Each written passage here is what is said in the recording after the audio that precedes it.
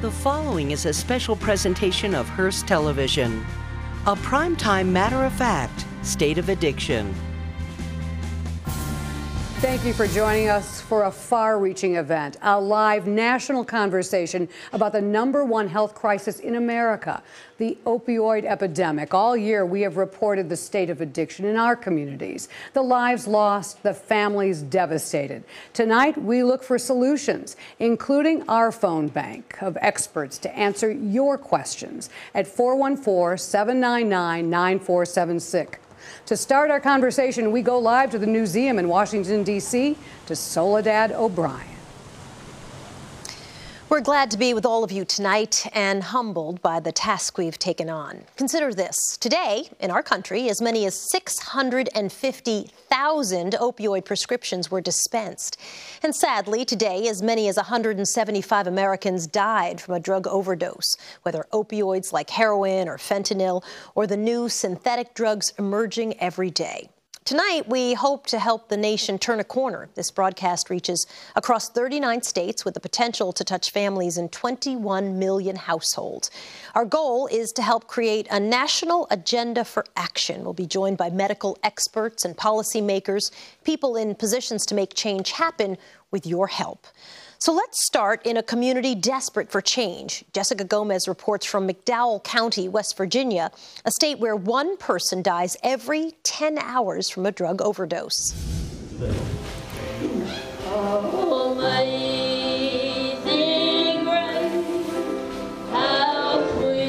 On a Sunday morning, this is where you'll find Pastor Martin West. We need to know what the Word of God says. Delivering a sermon to his rural McDowell County church. Have they come to yet, or are they still out? During the week, he's Sheriff Martin West. Because of the number of people that's dying, it's a lot of pressure. McDowell County. It was once called the billion-dollar coal field. The streets were constantly lined with people. Had 3 theaters here. We had 3 hospitals here. That was then. Most of the coal mining jobs left, and so did the people. A lot of people that stayed, and they tried to make it, and things just kept getting worse and worse. The drug problem started escalating. The jobs that were left, injury-prone mining and manual labor, coupled with the emergence of powerful prescription pain medication. It created the perfect storm of addiction. The worst part of it is watching them daily. Their life just drained from them. Yvonne Church's son was prescribed the painkiller OxyContin after nearly cutting off his thumb in a construction accident. He was hooked. One November morning, she found him on her doorstep. She had tried everything. When I found my son, there was a smile on his face. And it hurt. Because whatever this drug is that puts a smile on somebody's face when they're dying, what a hold it has on a person.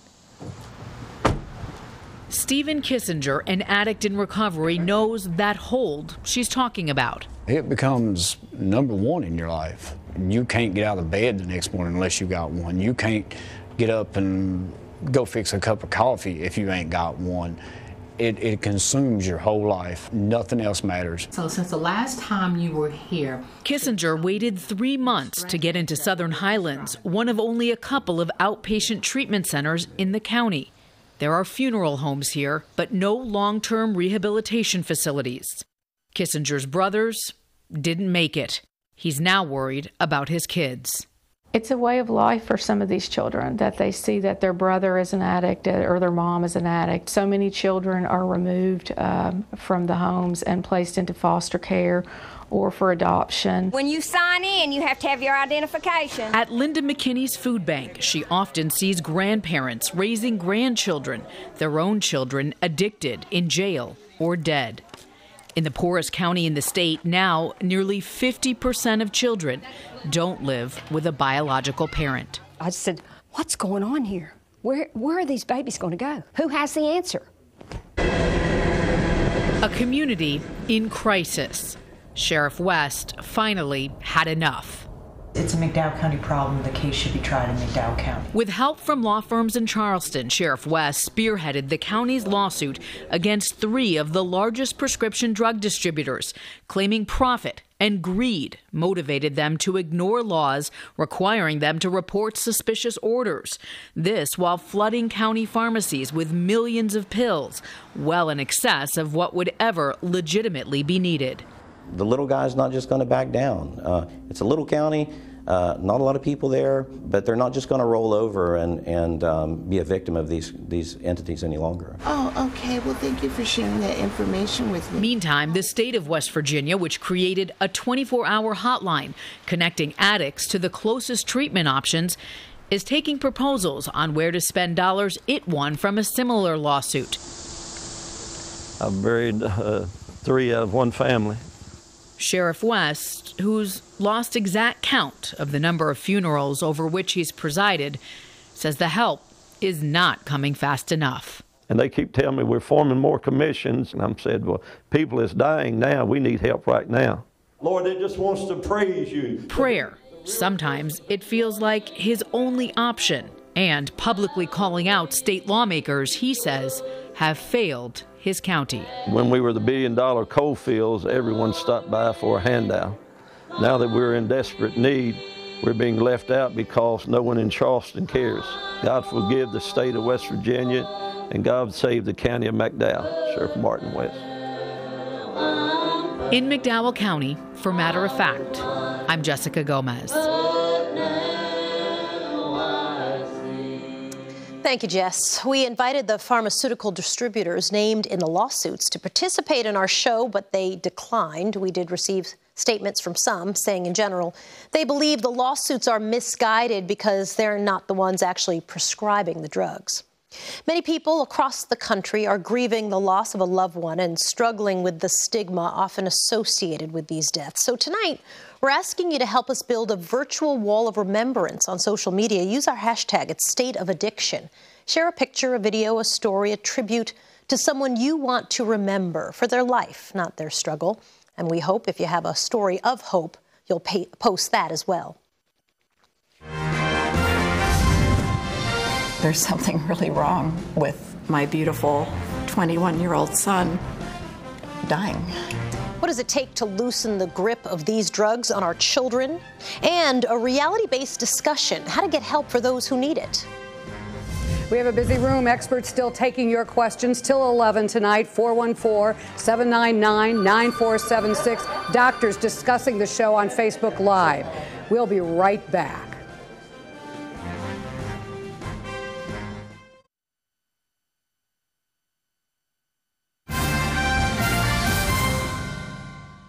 Welcome back to Matter of Fact, State of Addiction. If you've ever wondered if addiction is a choice or a chance, there's proof it can begin with a single pill. Researchers for the CDC found that of the people given a one-day opioid prescription, only a single day, 6% will get hooked. The number doubles when the prescription is for 8 days or more. A 30-day prescription pushes the risk even higher, with 30% of patients likely becoming addicted. So how do you effectively treat people once they're dependent? It's a question that will haunt one mother forever. What sports did he play? Snowboarding and skateboarding. He really liked push himself. Yeah, he liked the extreme.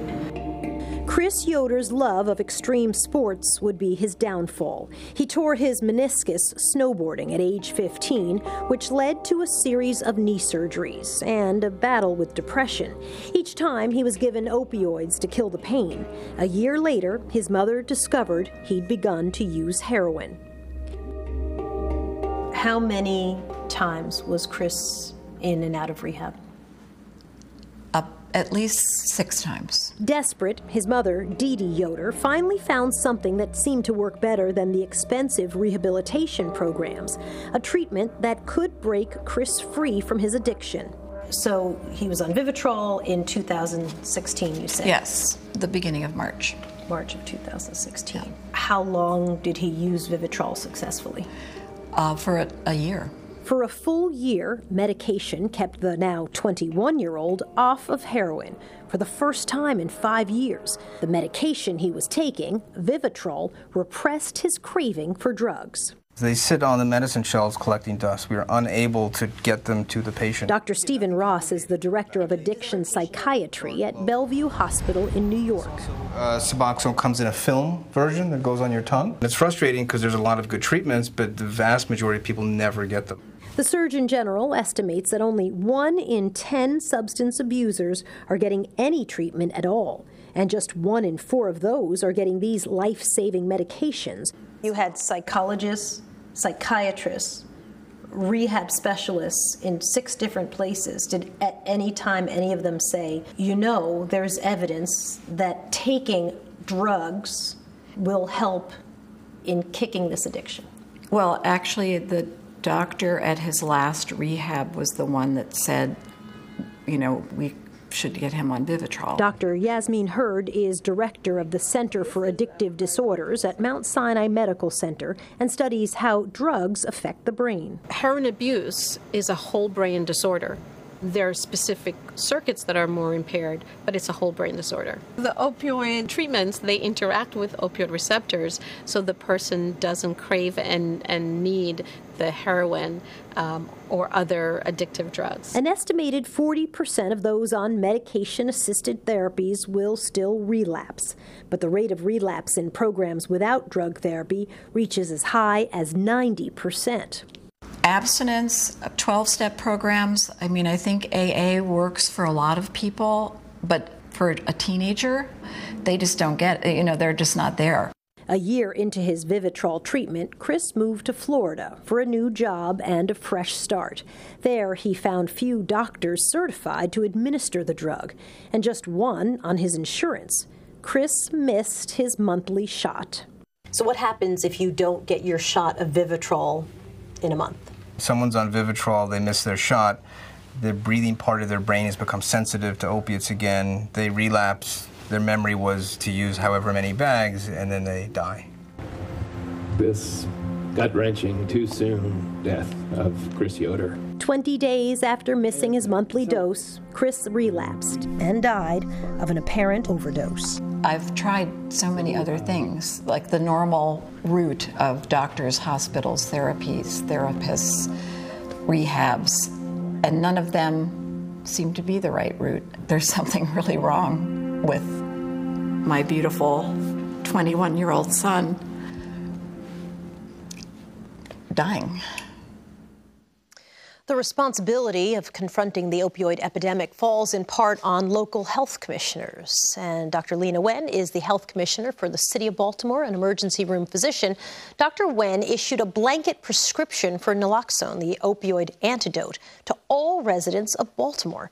Nice to have you with us. Thank you for joining me. Why? Why a prescription for everyone for naloxone or Narcan?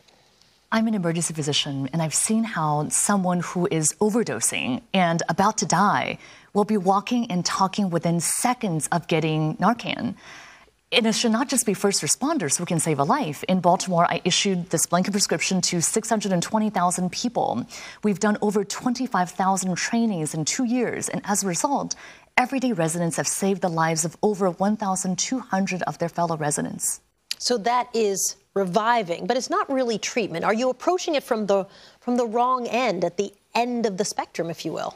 We treat addiction the same way that we treat any other disease. For example, heart disease. It's important for us to focus on long-term treatment, and ideally we prevent someone from having heart disease in the first place.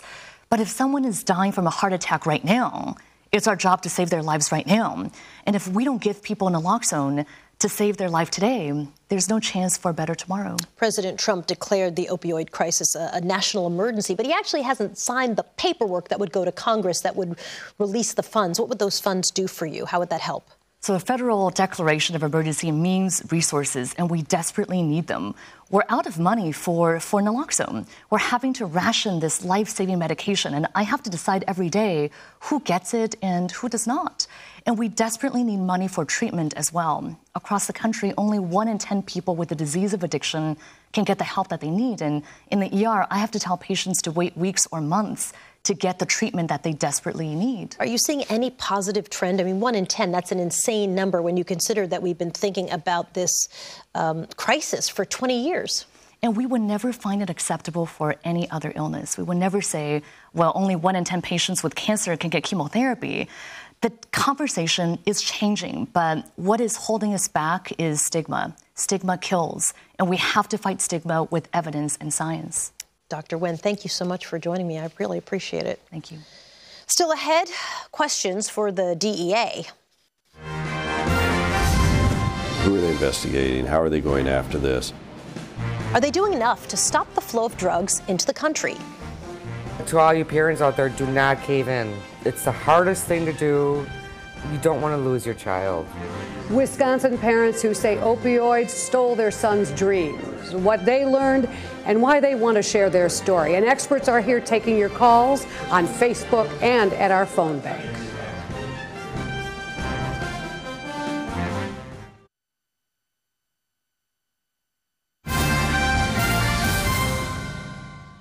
We're talking about solutions and guidelines in the medical community necessary to combat America's opioid addiction. We're going to pick up that conversation in just a moment. But first, I want to give a thanks to everyone who's helping us build our wall of remembrance online using the hashtag #StateOfAddiction.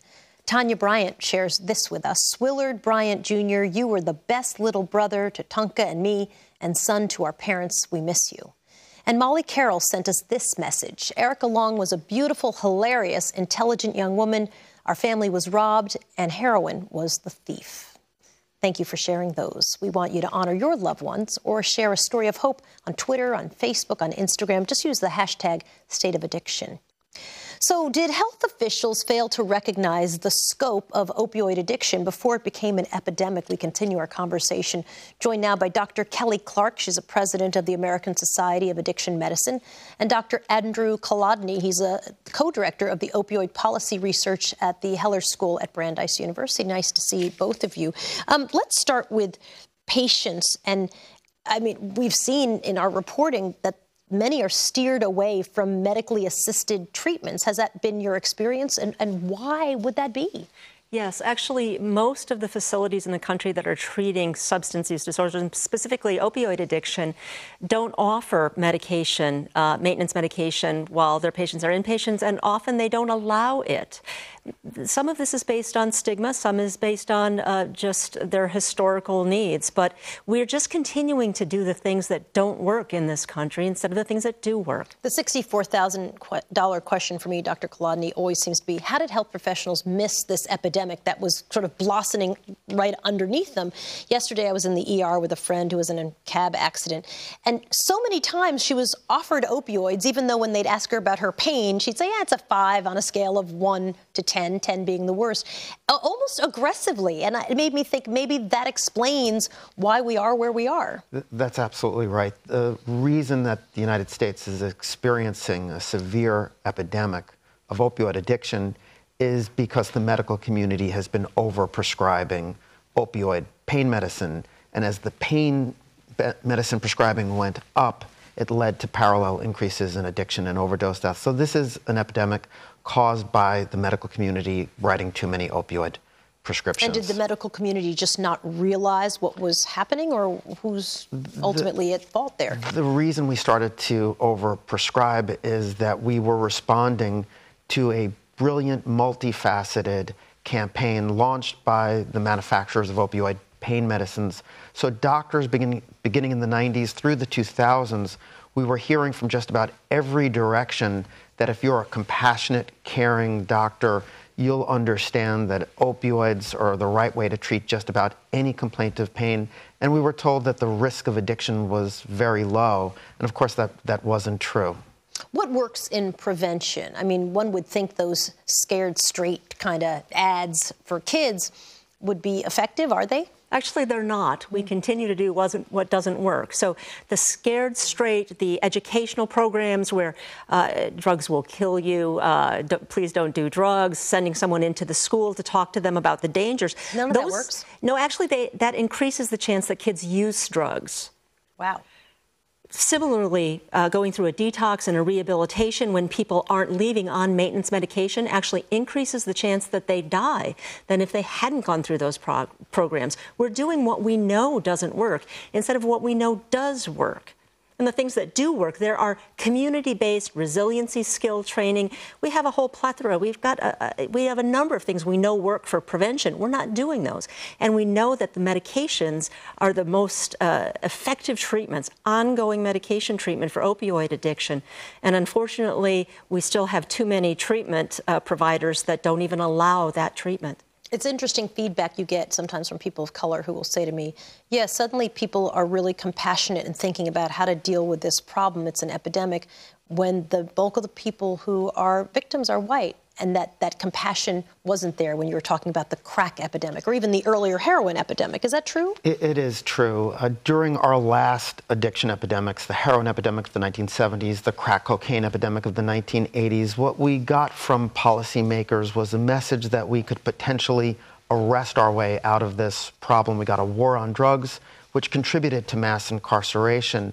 Today, what we're hearing from policymakers, even conservative Republican politicians, when they talk about this problem, they often begin by saying we can't arrest our way out of it. We didn't hear that back then. It's good that we're hearing it now. It's too bad we didn't hear it previously. Dr. Kolodny, Dr. Clark, thank you so much for joining me. Thank you. Still ahead, he lost his son to a drug overdose. We'll meet a federal prosecutor who has a personal perspective on the challenges of taking down dealers. Here, help. Get out of the car. Hit it with the Narcan. Local cops on the front lines facing things they have never faced before. How opioids may change policing forever. We're taking your questions. 414-799-9476. We'll hear from our experts next.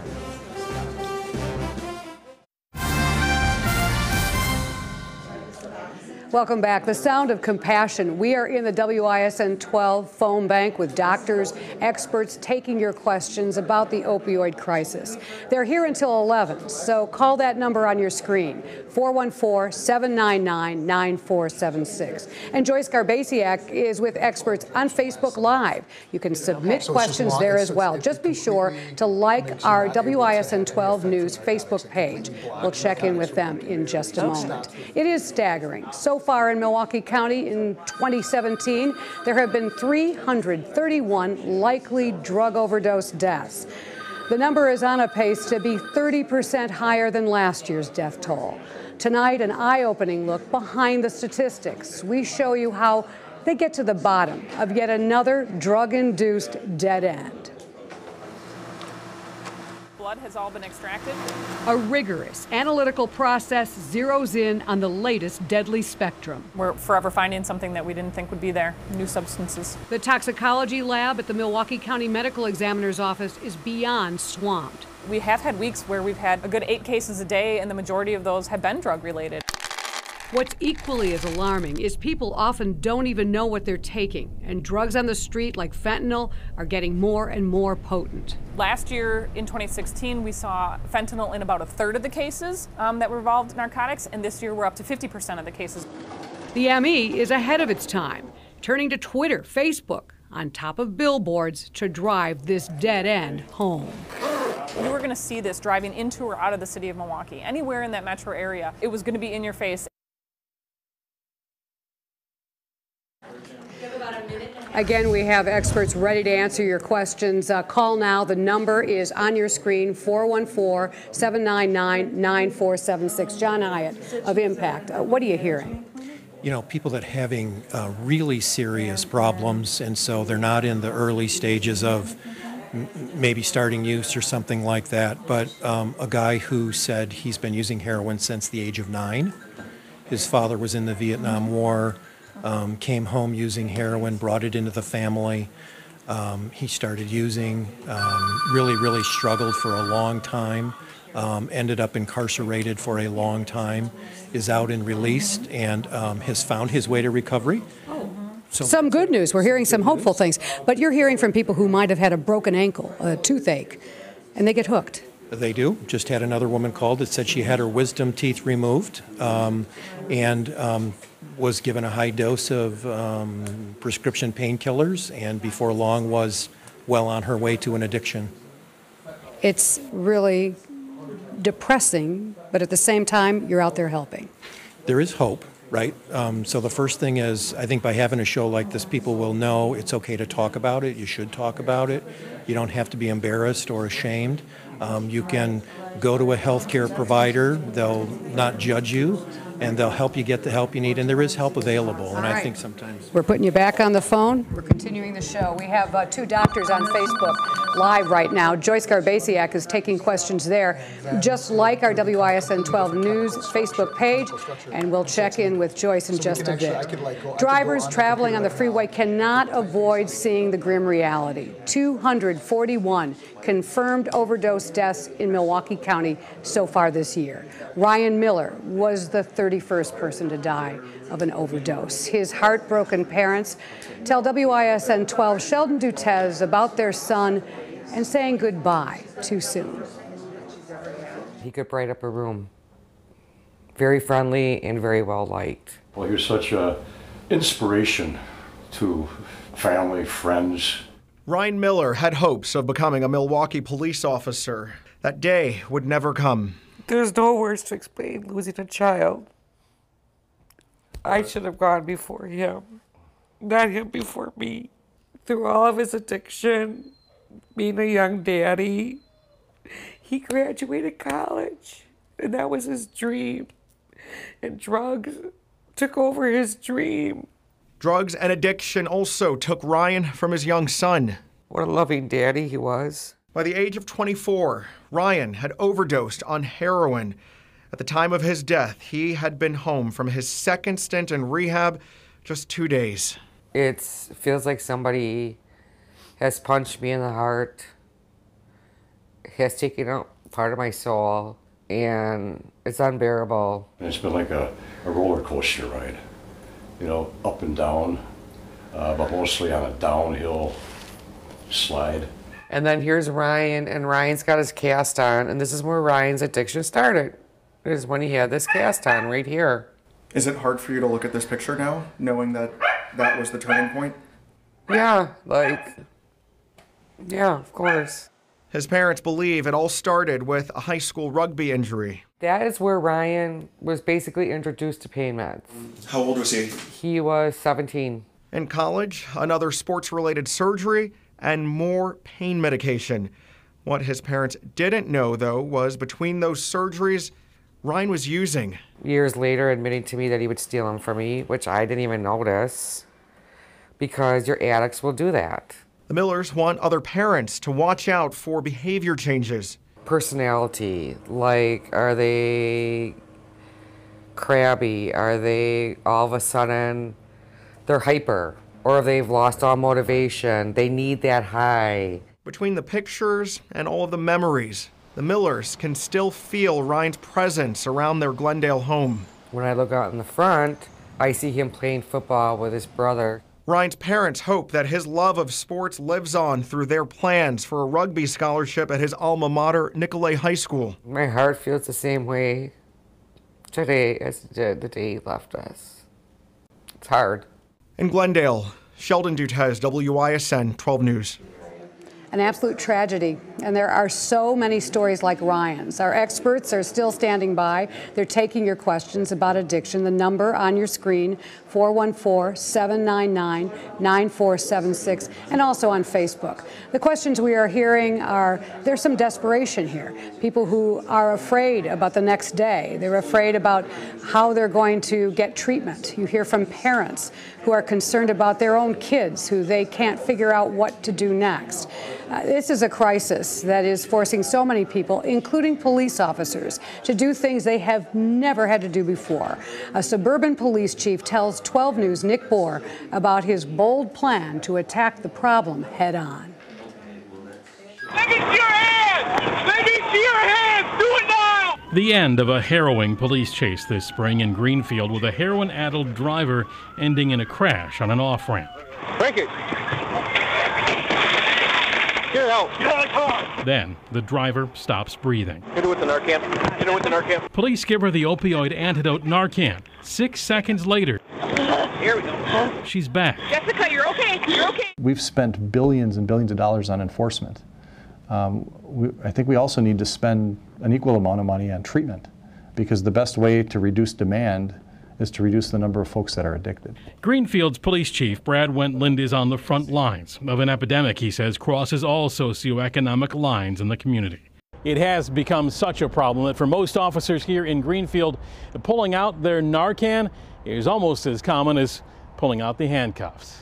In a 5-day period last month, Greenfield had 6 opioid overdoses, 4 of them behind the wheel, including this crash when a woman hit a power pole. Look out while you're operating a vehicle because you may come across somebody who is either groggy, you may be stopped at a traffic signal, and they may be under the influence of something. Severed the main nerve. We talked with admitted heroin addict Zach Matty of Greenfield last spring after he was shot by his own father, frustrated over Zach's cycle of addiction. I just got pushed to the point where I couldn't take it anymore. It's hard to get off, you know. You can't just like snap of the fingers and you're off of it. It's like you have to wean off, and like it's incredibly painful.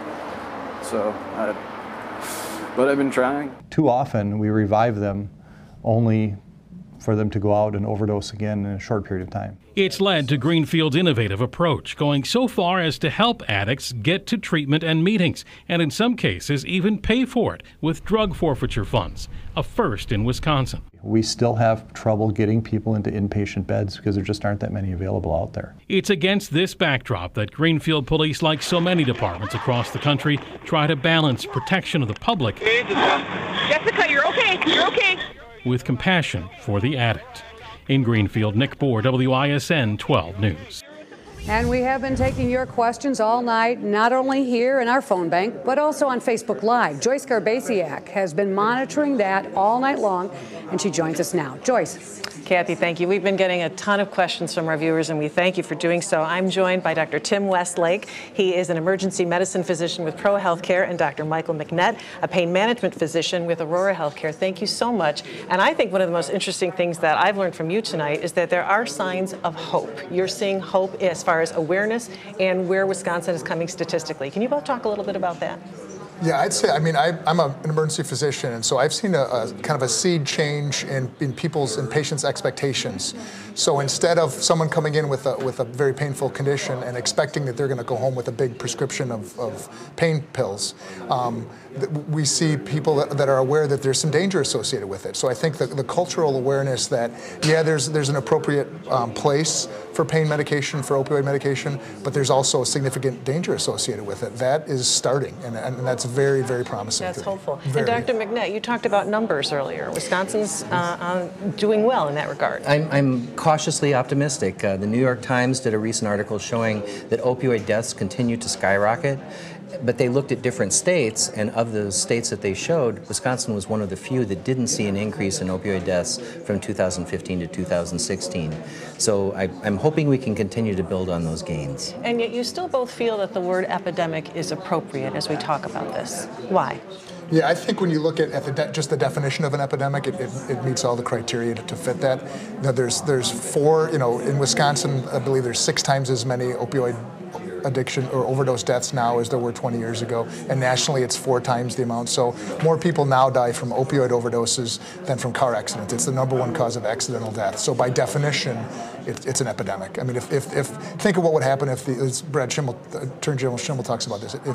If the amount of car accident deaths increased 400% in 20 years, it'd be a huge things that were happening to stop that. All right. Dr. Westlake, Dr. McNett, thank you so much. We're going to toss back to Kathy now, and we're going to continue our conversation on Facebook Live. Join us. All right. So let's continue as we go on. It's good to know that there is some hope. There are so many people out there who are calling for help, however. Facebook Live and our phone bank are continuing until 11 o'clock tonight. Do call. You see the number on your screen. Our experts are taking calls from parents, from people who are addicted. We are going to go back now to Soledad in Washington, D.C. Next, drug cartels and dealers, several steps ahead of law enforcement. Our labs are seeing 2 or 3 new substances a month. Can we get ahead of the bad guys? With the officers bringing the overdosing driver back to life. Hit it with the Narcan. First responders treated with Narcan and rushed the patient to the hospital. And this scene is repeated over and over each day. Police, search warrant. Police say the suspect made all of the deals out of his house, where he lives with his 3 kids. That's a little disturbing. Across the country, a rush to save lives and cut off an influx of illicit drugs. Nearly all heroin is smuggled into the United States, most synthetic drugs like fentanyl shipped from China. Now, dealers are making fentanyl here in the United States. So take a look at this. Boxes that hold a key ingredient to make fentanyl. Seized from a Massachusetts storage unit this summer, 110 pounds of the ingredient is enough to make 19 million fentanyl tablets worth more than $500 million. Nicole Killian has our report on the struggle to cut off the supply. I first got involved when I was a first-year member of Congress, and a constituent came to see me who lived near me back home, and her son had just died of an overdose. A decades-long battle against opioid addiction is personal for Ohio Senator Rob Portman. Almost every week, I find out about somebody. His state, number 4 in the nation for drug overdose deaths, according to the Centers for Disease Control. Ohio is harder hit than most states, but every single city, every single state in this country has been hit. Enter the DEA, the Drug Enforcement Administration, the combat force in the nation's war against drugs. What keeps you up at night? Lots of things keep me up at night. Chuck Rosenberg is the acting administrator. We have to enforce the law, which means stopping the biggest and most dangerous cartels and the biggest and most dangerous street gangs. We also have to regulate our piece of the industry, and we have to reduce demand. But with only 4,600 special agents, it's a challenge. Compare that number to the nearly 36,000 uniformed members of the New York City Police Department. The notion that the DEA alone by itself is going to be able to stop all of this is fanciful. We need help. In July, the agency shut down 2 major online black market opioid sellers, but they know new sources will emerge. Do you think they have enough resources to do their job? Well, we'll see. Congressman Greg Walden chairs the House Energy and Commerce Committee. It's investigating whether the agency failed to prosecute questionable manufacturers, pharmacies, and doctors. Who are they investigating? How are they going after this? How do we have these I'll call them pill mills, where you've got pill dumping going on in a community? What are they doing to go after something like that? Hey, guys. As for Senator Portman, he's pushing a bill that requires the Postal Service to better monitor overseas packages, a massive pipeline for potent synthetic drugs. Most of that's coming from China. We know they use the U.S. mail system. He's hoping for passage by year-end, despite competing priorities like disaster relief and tax and immigration reform. This is a true emergency, but it doesn't mean that we can't walk and chew gum at the same time. I'm not going to give up. In Washington, I'm Nicole Killian.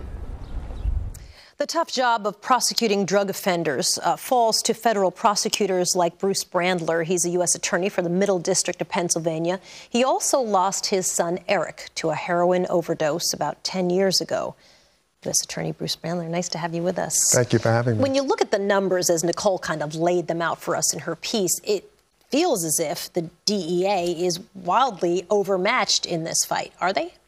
I don't think the picture is as bleak as Chuck has painted. There are hundreds and thousands of dedicated and hardworking law enforcement agents fighting this battle every day in the trenches, and they do an effective and good job of incarcerating drug dealers. So, of course, we could use more resources. We could use more prosecutors. Chuck could use more DEA agents. But we are doing an effective job in incarcerating the people we do catch. And the people that you're catching, are those folks who are essentially addicts who are kind of getting caught up in the system? Absolutely not. I think that's a real misperception out there. The people that we're prosecuting in federal court are violent criminals who are recidivists for the most part, who have been caught previously selling drugs and are selling high volumes of drugs. These are not low-level addicts who are just selling to support their own habits. Can you arrest your way out of a problem as big as this epidemic essentially has become? No, we all recognize in the law enforcement community that we can't arrest our way out of this problem. And that's why the Department of Justice has a three-part strategy to combat the opioid epidemic. And it deals with prevention, it deals with enforcement, and it deals with treatment. So enforcement is obviously the most important part. We as prosecutors need to prosecute aggressively anybody that we catch, and we have a zero-tolerance policy for people that are caught dealing heroin. We mentioned your son died about 10 years ago, but I know it was only in the last maybe year and a half that you started telling people. Has it changed at all how you think about prosecution? I don't know that it's changed how I think about prosecution. There are many dedicated prosecutors out there who are doing exactly what I'm doing and fighting this battle on a day-to-day front, doing the best they can. I came out public with my situation because I wanted to raise public awareness and take away some of the stigma and shame that may be associated with the opioid addiction. Tell people that if it could happen to me as a federal prosecutor, it could basically happen to anybody. It's a good message to share. Bruce Brandler, nice to have you. Thank you. We appreciate it. Thank you. Up next, we continue our conversations about fighting this epidemic. Can the government deliver the help that's needed?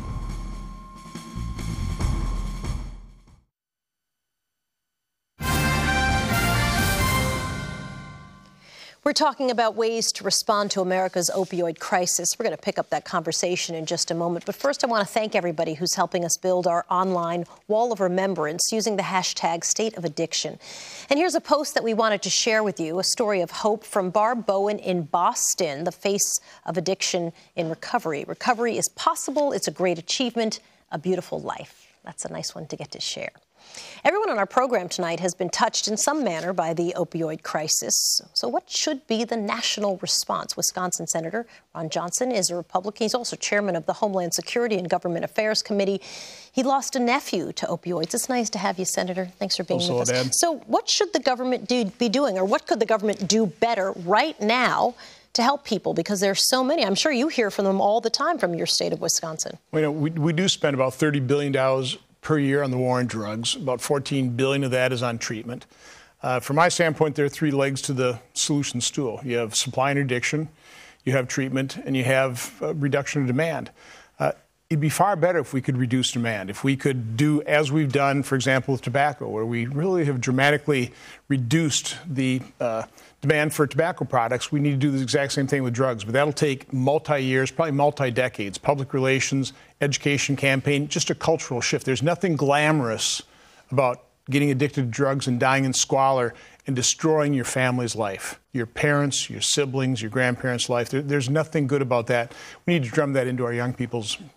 The president has not signed. He said he wanted to call it a state of emergency, the opioid crisis, but he actually has to sign and then send off to Congress that declaration. But do you think there's any indication that he won't? Do you expect that he will? Soledad, it is a state of emergency. You don't have to have a president sign that. It releases funds, though, realistically, right?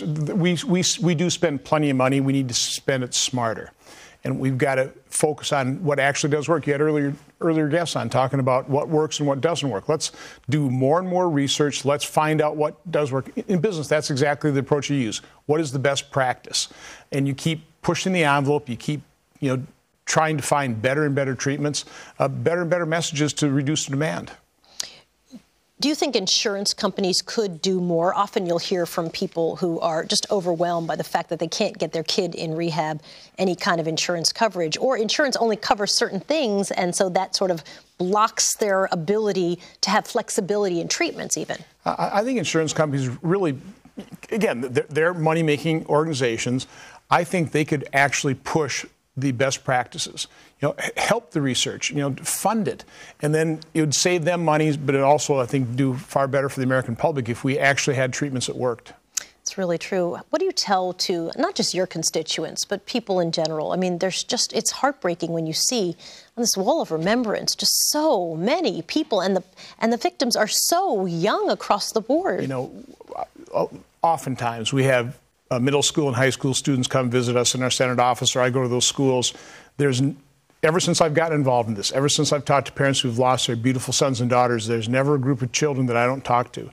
And always, you know, number of messages, but I always say, don't do drugs. Now, a lot of times you get snickers, and I tell them about my nephew, I tell them about these parents whose lives have been ruined. I say, if you care anything about your parents or your brothers and sisters or your grandparents, you know, if you don't care about your own life, think about them, because you will ruin theirs by taking drugs. So just don't do drugs. Very difficult conversation. Senator Ron Johnson, nice to have you with us tonight. Appreciate it. Thanks for doing this. And thanks to all of you who joined us this evening to help us create a national agenda to combat the opioid crisis. As we close, we want to take some time to remember some members of our own Hearst Television family who have lost loved ones to the opioid epidemic. We recognize the loss so many of you have at home and that you face because we have experienced it ourselves. Our colleagues and really their openness and their courage throughout this crisis have served as an inspiration for our efforts tonight. And we'd like you to know that our thoughts are with them and with all of you. From the Newseum in Washington, D.C., I'm Soledad O'Brien.